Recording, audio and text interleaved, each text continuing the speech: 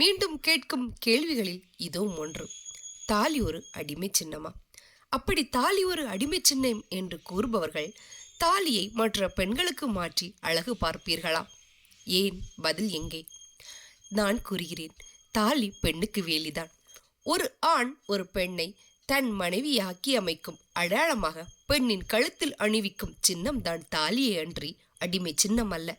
அதாவது மங்கள வதுவை சின்னம் என்பதே இதன் சரியாக அர்த்தமாகும். மற்றும் தாலி வெறும் அடிமை சின்னம் என்ற அர்த்தத்தில் இருக்குமானால் ஒரு பெண்ணின் தாலியுடன் கூடிய கழுத்து அணியை இன்னொரு பெண் அணிந்தால் அதில் விபரீதம் உண்டா?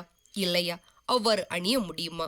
ஒரு பெண்ணுக்கு கட்டிய தாலியை வேறொரு பெண் அணிந்தால் அது இன்னொருவருக்கு சோரம் போவதற்கு ஒப்பான செல் என்று எமது சமுதாயம் கற்பித்துள்ள பண்பாடு. இதை நோக்கும் போது இங்கு தாலி என்ற பொருள் கணவன் என்ற உறவுக்கு ஒப்பாக இருக்கிறதே அன்றி அடிமை சின்னமாக இருக்கவில்லை. இப்பொழுது கூறுங்கள், தாலி ஒரு அடிமை சின்னமா?